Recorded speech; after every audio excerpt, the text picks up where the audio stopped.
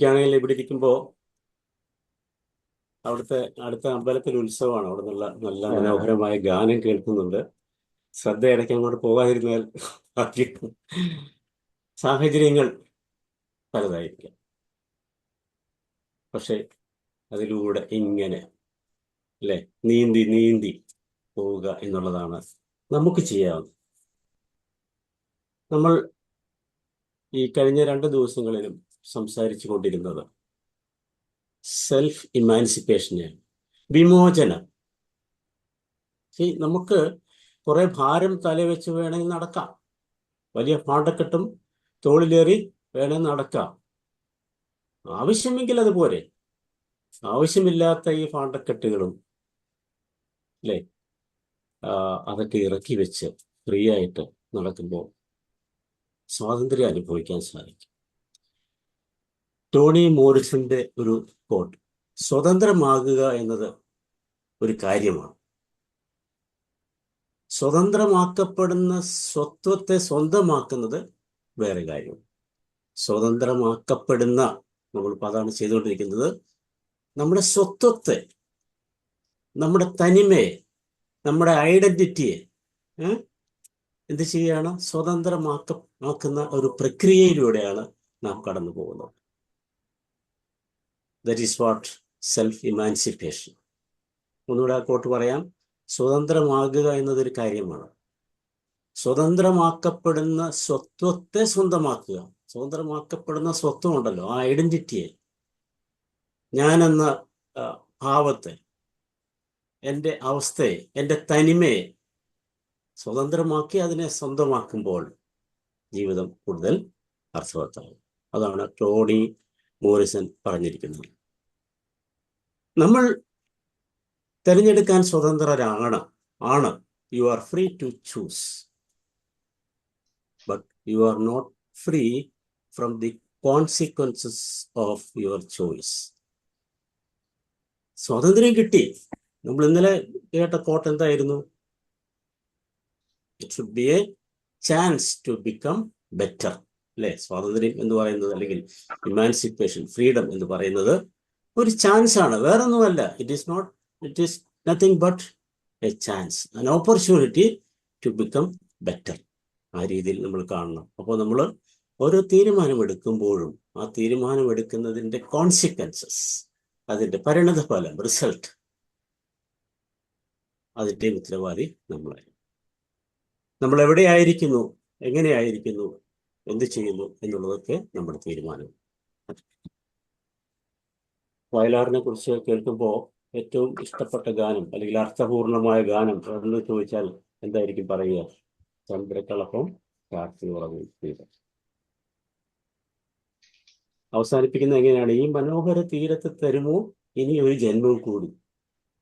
എല്ലാവരും സ്വതന്ത്രമായി മനോഹരമായിട്ട് ഈ ജീവിതം ആസ്വദിക്കാൻ ആഗ്രഹിക്കുന്നു.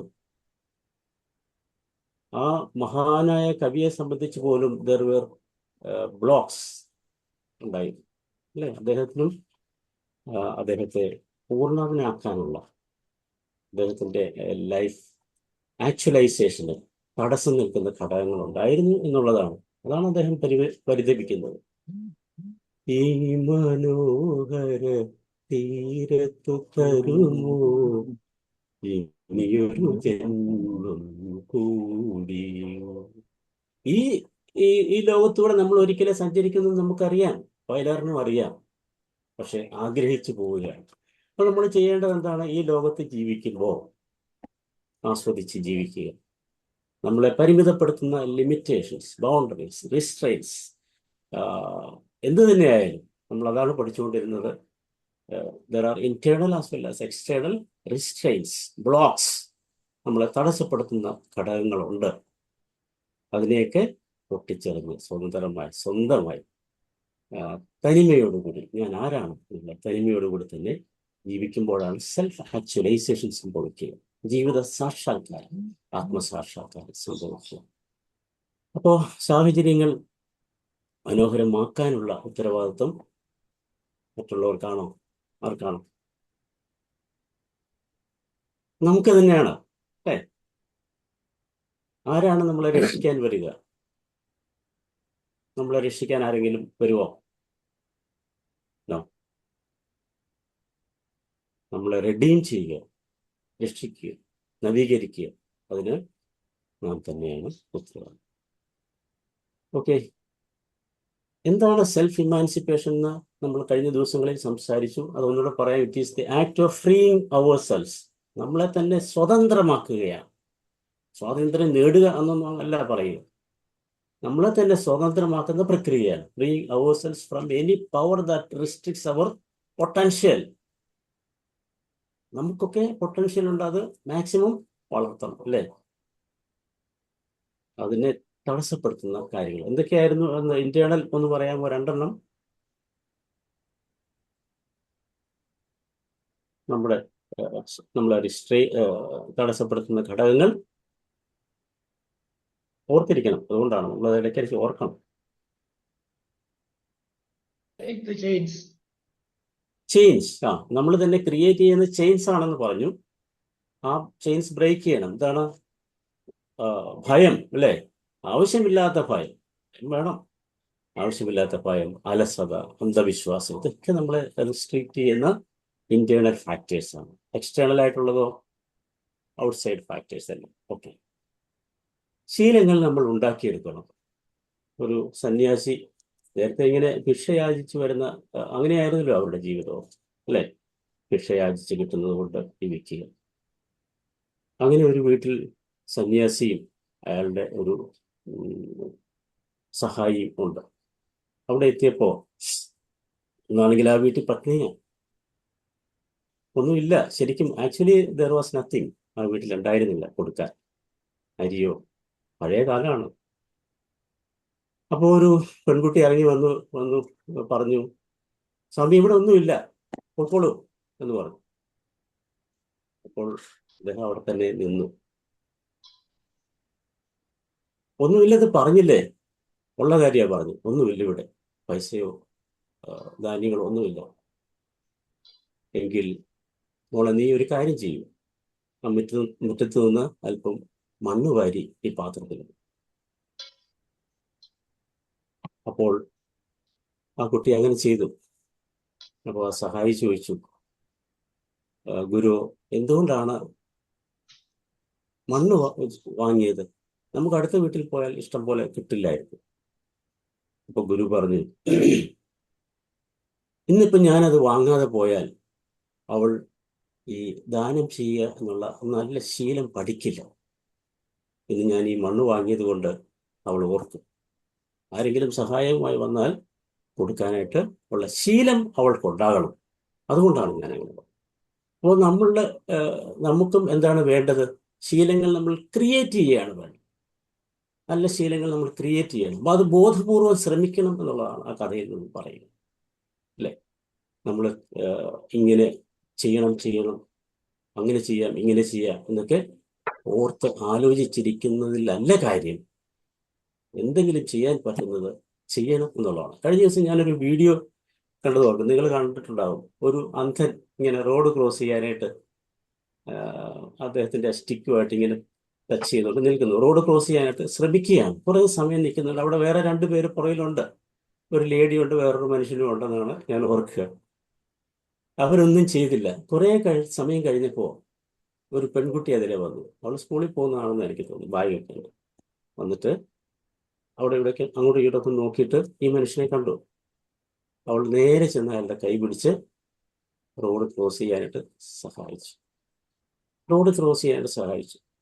അല്ലേ? അങ്ങനെ നമുക്ക് ചെയ്യാൻ പറ്റുന്ന സഹായം, അതും എന്താ പറയുക, ആംസ് ആണ്, അല്ലെ? ഹെൽപ്പാണ്. ആംസ്, ALMS, ആംസ്, ഹെൽപ്സ്, അല്ലേ? നമുക്ക് ചെയ്യാൻ പറ്റുന്ന ഒരു നല്ല കാര്യം. അതൊരു ദാനമാണ്. നമ്മുടെ ആ കഴിവ് അയാളെ സഹായിക്കാനായിട്ട് ഉപയോഗിച്ചു എന്നുള്ളത്. ഓക്കെ, നമ്മൾ ഇന്ന് നമുക്ക് പറഞ്ഞിരുന്നത് ഇതിനെക്കുറിച്ചുള്ള ഈ സെൽഫ് ഇമാൻസിപ്പേഷൻ എങ്ങനെ നമുക്ക് നടപ്പിലാക്കാം, അതിനുള്ള ടിപ്സാണ് ഞാനിന്ന് പറയാൻ പോകുന്നത്. നിങ്ങൾക്ക് എന്തെങ്കിലും കോൺട്രിബ്യൂട്ട് ചെയ്യാനുണ്ടോ? എന്തൊക്കെ ചെയ്യാൻ പറ്റും ഒന്ന് പറഞ്ഞു നോക്കും. സെൽഫ് ഇമാൻസിപ്പേഷന് നമുക്ക് എങ്ങനെ അച്ചീവ് ചെയ്യാം? മോചനം നേടാം, ഇൻഡിപെൻഡൻ്റ് ആകണം, അല്ലേ? സ്വന്തമായിട്ട് ഓരോ കാര്യങ്ങൾ ചെയ്യാനും ചിന്തിക്കാനും പ്രവർത്തിക്കാനും ഒക്കെ മറ്റുള്ളവരുടെ ഇൻഫ്ലുവൻസ് പാടില്ല. ഇൻഫ്ലുവൻസ് പാടില്ല എന്ന് പറയുമ്പോൾ നമ്മളെ നയിക്കാൻ, നമ്മളെ ഡിസിഷൻ എടുക്കാനൊക്കെ മറ്റുള്ളവർക്ക് വിട്ടുകൊടുക്കരുത് എന്നുള്ളതാണ് ഉദ്ദേശിക്കുന്നത്. അല്ലാതെ മറ്റുള്ളവരെ ഇൻഫ്ലുവൻസ് ചെയ്യപ്പെടരുതെന്നുള്ളതല്ല. ഓക്കെ, നമ്മളെ വഴിതെറ്റിക്കാനായിട്ട് ആരെയും അനുവദിച്ചുകൂടാ എന്നുള്ളതാണ് ഞാൻ. അപ്പോൾ സെൽഫ് ഇമാൻസിപ്പേഷൻ, ഇങ്ങനെയുള്ള നമ്മുടെ mental as well as outside blocks ഒക്കെ മാറാനായിട്ട് നമുക്ക് എന്ത് ചെയ്യാൻ പറ്റും എന്നുള്ളതൊന്ന് ചിന്തിക്കാം.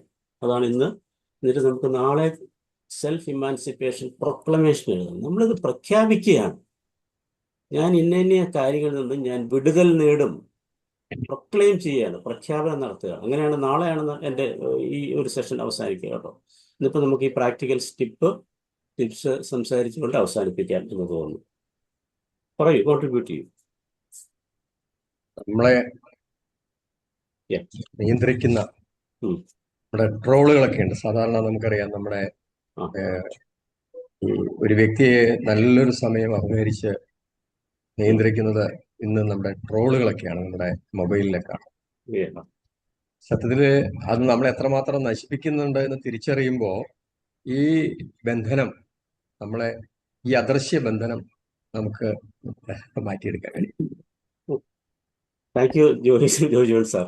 ഞാൻ ഈ കാര്യങ്ങളൊക്കെ കുറേ കാര്യങ്ങൾ ചിന്തിച്ചെങ്കിലും ഇത് വിട്ടുപോകും സാർ. അതാണ് ആ ഒരു കോൺട്രിബ്യൂഷൻ്റെ പ്രത്യേകത.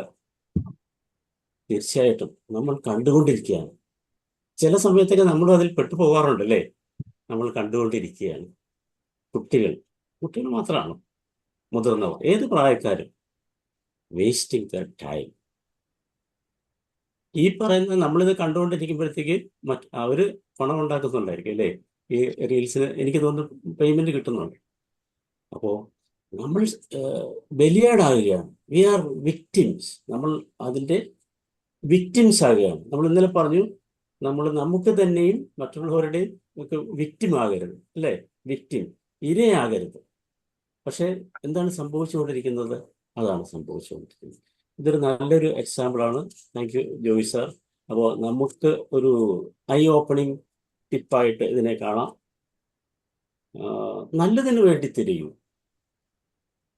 മൊബൈൽ ഉപയോഗിക്കരുതെന്നല്ല, സോഷ്യൽ മീഡിയ ഉപയോഗിക്കരുതെന്നല്ല, നമ്മൾ എന്തിന് ഫോക്കസ് ചെയ്യുന്നു എന്നുള്ളത് ആണ് പ്രധാനം.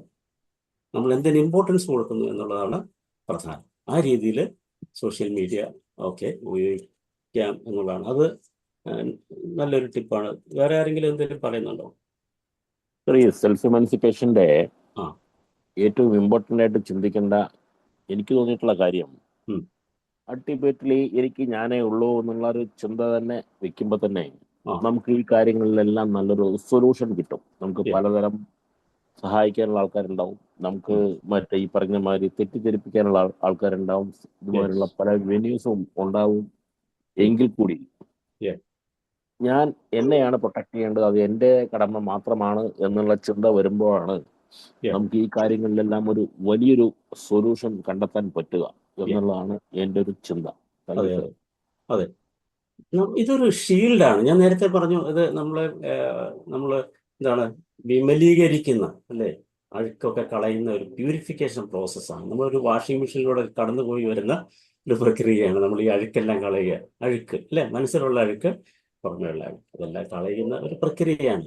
അപ്പോൾ അങ്ങനെ നമുക്ക് നാം മാത്രമേ ഉള്ളൂ എന്നുള്ള ചിന്ത വേണം. എന്ന് വെച്ച് മറ്റുള്ളവരുടെ സഹായം തേടരുതെന്നല്ല. സാർ പറഞ്ഞത് അത് നമ്മുടെ നന്മയ്ക്കായിരിക്കണം, നമ്മുടെ ഉയർച്ചയ്ക്കായിരിക്കണം, നമ്മുടെ വളർച്ചയ്ക്കായിരിക്കണം, നമ്മുടെ സന്തോഷത്തിനായിരിക്കണം പ്രാധാന്യം, അല്ലേ? ഇതെല്ലാം ബലിയർപ്പിച്ചുകൊണ്ട് ഈ പറഞ്ഞതുപോലെ മറ്റുള്ളവർക്ക് നിന്ന് കൊടുക്കാം. Thank you so much G. അപ്പോൾ നമ്മൾ അതാണ് ചെയ്യേണ്ടത്. നമ്മൾ ഇൻഡിപെൻഡൻ്റ് ആകാൻ ശ്രമിക്കും. ഇൻഡിപെൻഡൻ്റ് ആകുക, മറ്റുള്ളവരെ കഴിയുന്നത് ഡിപ്പെൻഡ് ചെയ്യാതിരിക്കാനായിട്ട് നമ്മൾ കുറേ കാര്യങ്ങൾ നമ്മൾ ആർജിക്കണം. എന്തൊക്കെയാണ്? സെൽഫ് ഇൻഡിപെൻഡൻസിന് വേണ്ടി നമ്മൾ ആർജിക്കേണ്ട കാര്യങ്ങളൊന്ന് പറയാം. നമ്മുടെ സൗഹൃദ ബന്ധങ്ങളും ഇതിനൊരു ഘടകമാവില്ലേ? സൗഹൃദ ബന്ധങ്ങൾ, അതായത് തെറ്റായ സൗഹൃദ ബന്ധങ്ങളിൽ പോവുകയാണെങ്കിലും അത് നമ്മൾ തീരുമാനം എടുക്കാൻ പറ്റാതെയും ഒക്കെ നമ്മൾ അവരുടെ ഇതിലേക്ക് പോകും. അതെ, അതായത് സൗഹൃദ ബന്ധം അല്ലാതെ സൗഹൃദ ബന്ധം എന്ന് പറഞ്ഞാൽ നല്ല ബന്ധമാണ്, സുഹൃത്തുക്കളുടെ ബന്ധമാണ്, അല്ലേ? ഇത് അല്ലാതെയുള്ള ചങ്ങാതിമാരെന്ന് പറയാം, കൂട്ടുകാരെന്ന് പറയാം. അതെ, ചെന്നായികളെന്ന് പറയാൻ പറ്റില്ല അതിനെ. എന്ന് പറഞ്ഞാൽ അവർ നമ്മളെ മിസ്ലീഡ് ചെയ്യാൻ വരുന്നവരാണെങ്കിൽ ആട്ടിൻ തോലിട്ട ചെന്നായ്ക്കൾ അങ്ങനെയൊക്കെ നമുക്ക് വേണേൽ പറയാം. അത് ബന്ധങ്ങളാണ്. സുഹൃത്ത് ബന്ധങ്ങൾ എന്ന് പറയുമ്പോൾ നമ്മളുടെ സുഹൃത്തുക്കളായിരിക്കണം, നമ്മളുടെ നന്മ കാക്ഷിക്കുന്നവരായിരിക്കും, നമ്മളെ വളർച്ച ആഗ്രഹിക്കുന്നവരായിരിക്കും, അല്ലേ? അല്ലാതെയുള്ള ബന്ധങ്ങൾ എന്ന് പറയുന്നതാണ് ഈ പറഞ്ഞതുപോലെ നമ്മളെ മിസ്ലീഡ് ചെയ്യുന്ന, നമ്മളെ റിസ്ട്രെയിൻ ചെയ്യുന്ന, നമ്മളെ വളരാൻ അനുവദിക്കാത്ത അങ്ങനെയൊക്കെയുള്ള ബന്ധങ്ങളുണ്ട്. അതായിരിക്കും സാറ് സൂചിപ്പിച്ചത്, അല്ലെ സജീഷ് സാർ? പ്രത്യേകിച്ച് ഇന്നത്തെ തലമുറ. പ്രത്യേകിച്ച് ഇന്നത്തെ തലമുറ. യെസ്. ബന്ധങ്ങളിൽ ഗുണമുണ്ട് ദോഷമുണ്ട് സാർ. അത് നമുക്കത് സ്ക്രീൻ ചെയ്ത് എടുക്കാൻ പറ്റണം എന്നുള്ളതാണ് നമ്മുടെ ഏറ്റവും ഇമ്പോർട്ടന്റ്. നമ്മുടെ സുഹൃത്ത് പലപ്പോഴും ചൂഷണം ചെയ്യപ്പെടുന്ന അവസ്ഥ. അല്ല, നമ്മുടെ സുഹൃത്ത് ആരാണെന്ന് നമുക്ക് തിരഞ്ഞെടുക്കാൻ പറ്റാത്തത് കൊണ്ട് വരുന്ന കുഴപ്പമല്ലേ? നമ്മുടെ സുഹൃത്തിനെ നമ്മൾ ആ രീതിയിൽ, അല്ലേ? നമ്മുടെ ബന്ധങ്ങൾ, സജീഷ് സാർ പറഞ്ഞ പോലെ നമ്മളതിനെ ബന്ധങ്ങളായിട്ട് കണ്ടാൽ മതി. Connections, there will be bad connections, there will be good connections. നല്ല കണക്ഷൻസും അല്ലാത്തതും കാണും. സുഹൃത്ത് ബന്ധങ്ങൾ എന്ന് പറയുമ്പോൾ ആ സുഹൃത്ത് ബന്ധങ്ങളുടെ ക്ലാരിറ്റി, ഗുണം, നൊബിലിറ്റി, അല്ലെ, കുലീനത, ഇതൊക്കെ നോക്കേണ്ടത് നമ്മുടെ ഉത്തരവാദിത്തമാണ്. നമ്മുടെ എന്താ പറയുക, തന്മയീ ഭാവത്തെ ദോഷമായി ബാധിക്കുന്നതാണോ എന്നുള്ളത് അറിഞ്ഞു വേണം നമ്മൾ സുഹൃത്തുക്കളെ തിരഞ്ഞെടുക്കാൻ. അപ്പം നമുക്ക് പ്രാക്ടിക്കൽ ടിപ്സിലേക്ക് വരാം. ഇപ്പൊ നമ്മൾ കുട്ടികളെ പഠിപ്പിക്കേണ്ട ഒരു പ്രധാന കാര്യം എന്താണ്? അവർ ഓരോ കാര്യത്തിലും സെൽഫ് റിലയൻ്റ് ആയിരിക്കുക എന്നുള്ളതാണ്, അല്ലേ? Self reliant. പക്ഷേ നമ്മുടെയൊക്കെ കുട്ടിക്കാലത്ത്, ഈ പ്രായമായവരെ കുറിച്ചാണ് ഞാൻ പറയുന്നത്, നമ്മുടെയൊക്കെ കുട്ടിക്കാലത്ത് ഒത്തിരി പ്രിവിലേജസ് ഒന്നും ഉണ്ടായിരുന്നില്ല. പട്ടിണി, ദാരിദ്ര്യവും അവസരങ്ങളില്ലായ്മയും ഒക്കെ അനുഭവിച്ചാണ് വന്നത്. അതുകൊണ്ട് നമ്മൾ എന്ത് ചെയ്തു? നമ്മുടെ കുട്ടികൾക്ക് ഇതൊന്നും ഉണ്ടാവരുത്, അതുകൊണ്ട് അവർ ഉണ്ടായാൽ ഉടനെ തന്നെ ചെരുപ്പ്, കുട, വടി എല്ലാം അങ്ങനെ വാങ്ങിച്ച് പിന്നെ ഇതെല്ലാം ഇട്ട് കൊടുക്കുന്ന, കുറച്ചുകൂടെ വളർന്നു കഴിയുമ്പോഴത്തേക്ക് ഇട്ട് കൊടുക്കുക, അവർക്ക് വേണ്ടതെല്ലാം ചെയ്തു കൊടുക്കുന്ന ഒരു സാഹചര്യം, ഒരു മനോഭാവം പേരൻസിൻ്റെ ഇടയിലുണ്ടായി. അതുകൊണ്ട് എന്താണ് സംഭവിച്ചത്? അവര് സെൽഫ് റിലയൻ്റ് ആകാനായിട്ട് പറ്റിയില്ല. ഇന്നിപ്പോൾ ഒരു ചെറിയ നിസ്സാര കാര്യങ്ങൾ പോലും ചെയ്യാനായിട്ട് അവർക്ക് പറ്റാതെ വരുന്നതിൻ്റെ കാരണം പേരൻറ്റിങ്ങിലുള്ള തകരാറാണ്. അവർക്ക് വേണ്ടതെല്ലാം ചെയ്തു കൊടുത്തു, കുടിക്കാൻ വെള്ളം എടുത്ത് കൊടുക്കുക, ബാഗ് എടുത്ത് കൊടുക്കുക, അവരുടെ കാര്യങ്ങൾ, ഹോംവർക്ക് വേണേൽ പോലും അവർക്ക് വേണ്ടി ചെയ്തു കൊടുക്കുക. കാരണം അവൻ നന്നായിട്ട് ഹോംവർക്കുകൾ ചെയ്ത് കൊടുത്തു കഴിഞ്ഞാൽ ഇന്നാരുടെ മകനാണെന്ന് പറയുമ്പോഴത്തേക്കും നമുക്കൊരു ഗമ, അല്ലേ? അവൻ നല്ലതായിട്ട് ചെയ്യുന്നുണ്ട്, പക്ഷേ ആക്ച്വലി ആ പേരൻ്റ് ആയിരിക്കും ചെയ്തു കൊടുക്കുന്നത്. അപ്പോൾ അങ്ങനെ അവരെ കഴിവില്ലാത്തവരാക്കി വിട്ട ഒരു തലമുറ നമ്മുടെ ഇടയിൽ ഉണ്ടായിട്ടുണ്ട് എന്നുള്ളത് ഒരു ഫാക്റ്റാണ്. ജോസ് കുര്യൻ സാർ പറയും. അവിടെ പ്രധാനപ്പെട്ട ഒന്നാണെന്ന് എനിക്ക് തോന്നുന്നു, don't give the children what they demand, only give them what they desire. അവരാവശ്യപ്പെടുന്നതല്ല, അവരുടെ ആവശ്യങ്ങളല്ല സാധിക്കും എന്ന് പറഞ്ഞാൽ അവരുടെ ആവശ്യം സാധിക്കരുതെന്നുള്ളതല്ല, പക്ഷേ അവർ അർഹിക്കുന്നുണ്ടെങ്കിൽ മാത്രം ചെയ്യുക, അർഹിക്കുന്ന രീതിയിൽ ചെയ്യുക. ഓക്കെ, അപ്പം സെൽഫ് റിലയൻ്റ് ആകുക എന്നുള്ളതാണ് ഒന്ന്. Learn life skills. അതിന് വേണ്ടത് നമ്മൾ ലൈഫ് സ്കിൽസ് പഠിക്കണം. ഇപ്പോൾ ടെക്നോളജിയിൽ എനിക്ക് ഇച്ചിരി ബാക്കായിട്ട് തോന്നുന്നുവെങ്കിൽ എന്താ ഞാൻ ചെയ്യേണ്ടത്? പഠിക്കുക. Learn life skills. Life skills എന്ന് പറയുമ്പോൾ നമുക്കൊരു ജീവിതത്തിൽ എന്തൊക്കെ വേണം? ജീവിക്കാൻ എന്തൊക്കെയാണ് വേണ്ടത്? ആഹാരം, വസ്ത്രം, അല്ലേ? പാർപ്പിടം. ഏറ്റവും മിനിമം എന്ന് പറയുന്നത് അതാണ്. ആഹാരം വേണം, വസ്ത്രം വേണം, പാർപ്പിടം, പിന്നെ മോശമില്ലാതെ ജീവിക്കണം. ഇതിലൊക്കെ നമുക്ക് എന്ത് വേണം? അല്പം ആഹാരം ഉണ്ടാക്കാനൊക്കെ പഠിക്കണം എല്ലാവർക്കും അറിയാം. ഇവിടെ ഇരിക്കുന്ന ജെൻസിനൊക്കെ അത്യാവശ്യം ഭക്ഷണം ഉണ്ടാക്കിയപ്പോൾ വീട്ടിലാരും ഇല്ല. ചായ ഇടണമെങ്കിൽ അടുത്ത ഹോട്ടലിലേക്ക് ഓടേണ്ട ഒരു സാഹചര്യം ഇല്ലാത്ത ആൾക്കാരാണ് ഇവിടെ ഇരിക്കുന്നതെന്ന് എനിക്ക് തോന്നുന്നു. എന്റെ ഇല്ല വീട്ടിൽ സാറേ. എന്റെ സ്വന്തം ആ ഭാര്യയും കുട്ടിയും എല്ലാരും ഉണ്ട്. ആ എനിക്ക് വേണ്ടുന്ന ഭക്ഷണം ഞാൻ രാവിലെ ഉണ്ടാക്കി വെച്ചു. സെൽഫ് അത്യാവശ്യം റിലയന്റ് ബ്രേക്ക്ഫാസ്റ്റ് കഴിക്കുകയും ചെയ്തു. ആ കാര്യത്തിൽ പോലും നമ്മൾ ആരും നോക്കി നിൽക്കുന്നില്ല അല്ലേ?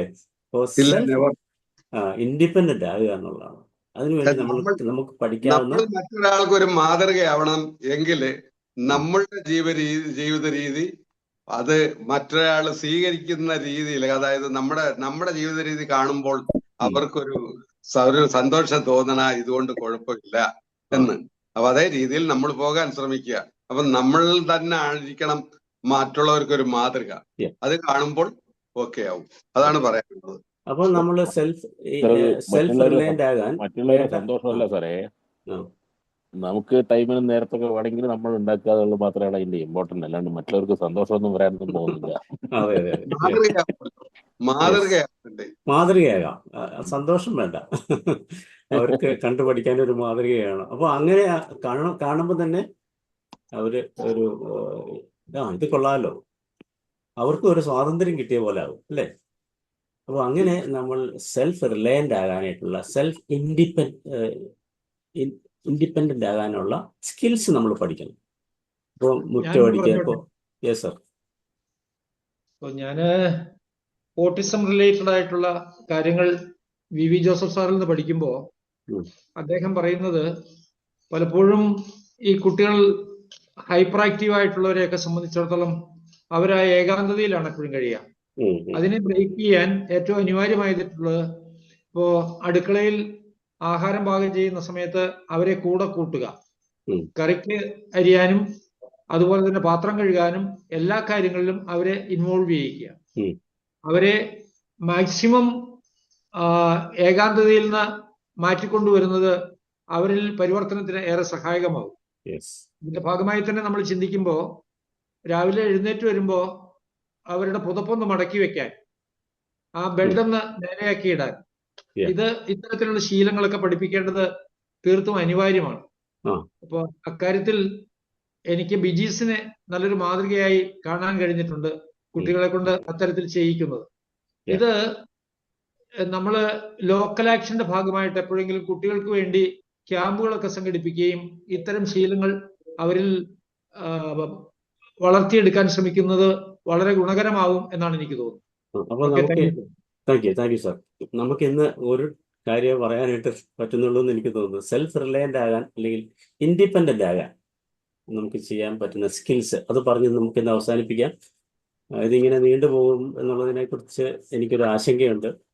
എനിക്കാണ് ആശങ്ക, നിങ്ങൾക്ക് ആശങ്കയില്ലെങ്കിൽ നമുക്ക് തുടരാം.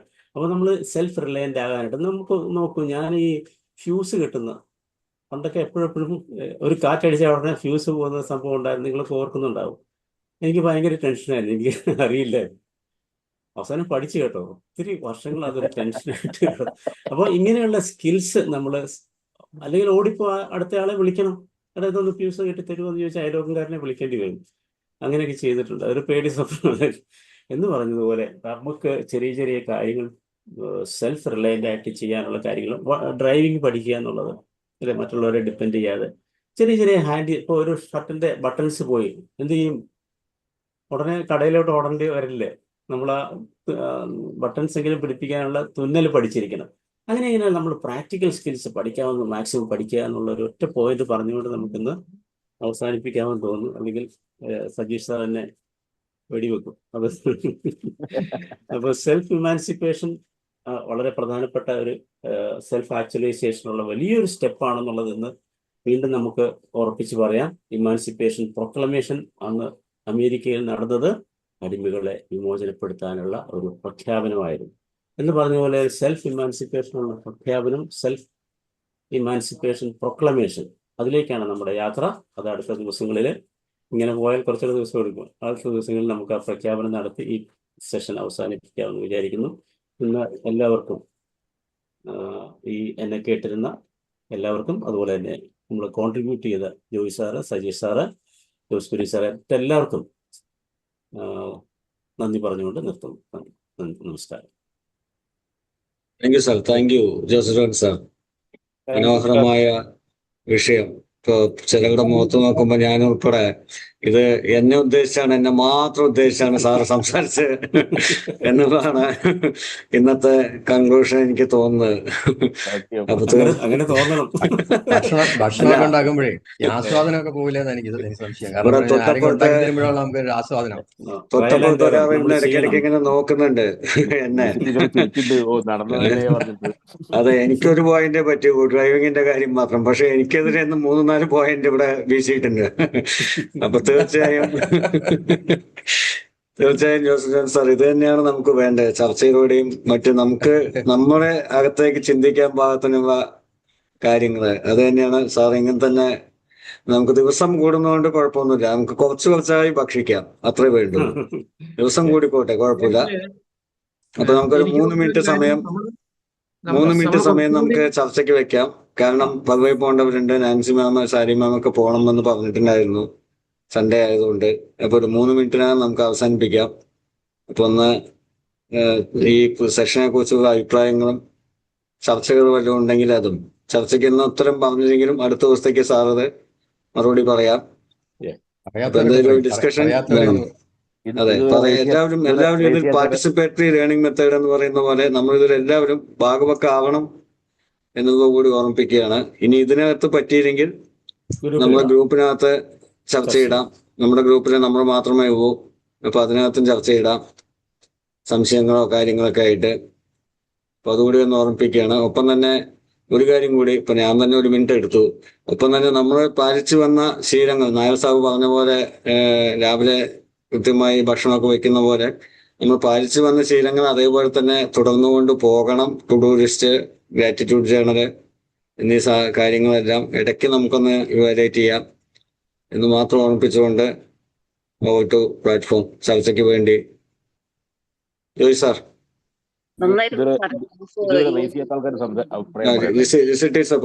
ടീച്ചറാണ്.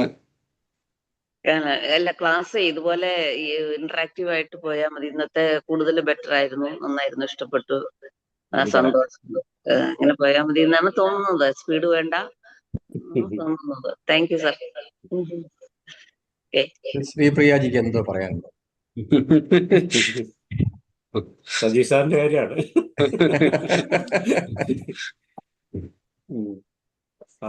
കാര്യം പറഞ്ഞാൽ മതി.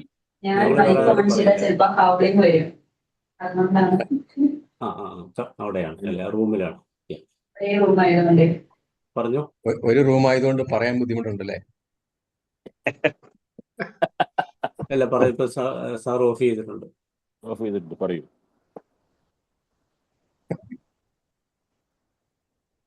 സെൽഫ് എമാൻസിപ്പേഷൻ ആണ്.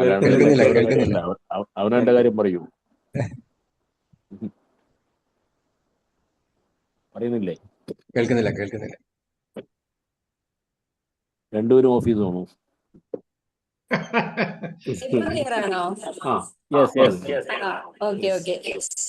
വളരെ നല്ല ക്ലാസ് ആണ്. അത് ഇതാക്കിയാലും വരും. എന്തായാലും സാർ ഒരുപാട് നന്ദി. വളരെ ഇൻട്രസ്റ്റിംഗ് ആണ്, അതുപോലെ ഇൻഫോർമേറ്റീവ് ആണ്. ഇത്രേ പറയാനുള്ളൂ. Thank you so much. ഞങ്ങള് വേറെ പ്രതീക്ഷിച്ച് സജീഷ് സാറിന്റെ കാര്യം പറഞ്ഞു. ഒരേ റൂമായതുകൊണ്ട് പറയാൻ ഒരുപാട് പ്രതീക്ഷയോടുകൂടി.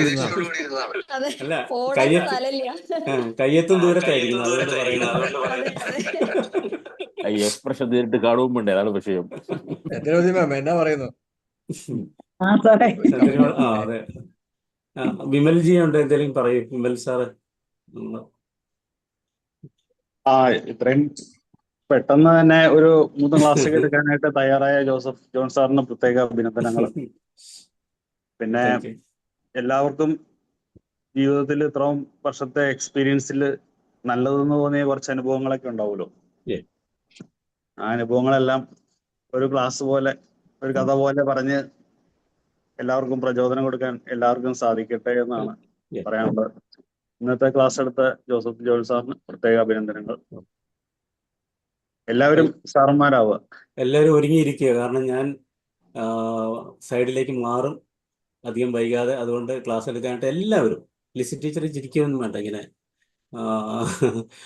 ശ്രീപ്രിയാജി, ചന്ദ്രമതി മാഡം, അപ്പം നമുക്ക് പറയാൻ കുറെ അനുഭവങ്ങളുണ്ട്. അത് നിങ്ങൾ അത് അവതരിപ്പിച്ചാൽ മാത്രം മതി. അതിനോട് കോൺട്രിബ്യൂട്ട് ചെയ്തുകൊണ്ട് അതൊരു നല്ല സെഷനായിട്ട് ഇപ്പൊ തന്നെ കുറച്ച് കാര്യങ്ങൾ ഞാൻ പറഞ്ഞു. ഇത് എല്ലാവരും കൂടെ കോൺട്രിബ്യൂട്ട് ചെയ്യുമ്പോഴത്തേക്ക് അതൊരു വലിയ സിനർജി എന്ന് പറയും. എനർജി, കുറേ എനർജികൾ കൂടുമ്പോൾ ഒരു സിനർജി ഉണ്ടാകുന്നത് പോലെ നല്ലൊരു അന്തരീക്ഷം നമുക്ക് സൃഷ്ടിക്കാൻ സാധിക്കും. എല്ലാവർക്കും വളരാൻ സാധിക്കും. ഒരാൾ മാത്രം അല്ലെങ്കിൽ രണ്ടുപേരോ വളരണം. എല്ലാവരും വളർത്തുക എന്നുള്ളതാണ്. വളരുക, വളർത്തുക. Thank you. വളരെ പ്രധാനപ്പെട്ടതെന്ന് എനിക്ക് തോന്നുന്ന ചില കാര്യങ്ങളുണ്ട്. നാളത്തേക്ക് വേണ്ടി മാറ്റി വയ്ക്കാനാണ് ആഗ്രഹിക്കുന്നത്. ഗ്രൂപ്പിൽ ചർച്ച ചെയ്യാം സാറേ. ഗ്രൂപ്പിൽ ഇട്ടോ. പറഞ്ഞു. ഇവിടെ നമുക്ക് സമയം നമുക്ക് സമയം ആയി. അതുകൊണ്ട് നമുക്ക് ഗ്രൂപ്പിൽ ചർച്ച ചെയ്യാം. അല്ലേ ജോയ് സാർ? തീർച്ചയായിട്ടും നമ്മൾ 35 കഴിഞ്ഞ് ഒരിക്കലും പോകരുത്. അതെ. അപ്പൊ നമുക്ക് ഇന്നത്തെ അവസാനിപ്പിക്കാം. ഇന്നത്തെ ദിവസം മനോഹരമായ തുടക്കം സമ്മാനിച്ച ജോസഫ് സാറിന് ഒരിക്കൽ കൂടി നന്ദി അറിയിച്ചുകൊണ്ട് നമുക്ക് വീണ്ടും നാളെ കാണാം. എല്ലാവർക്കും സുന്ദരമായ നല്ല സൺഡേ ആശംസിക്കുന്നു. Thank U.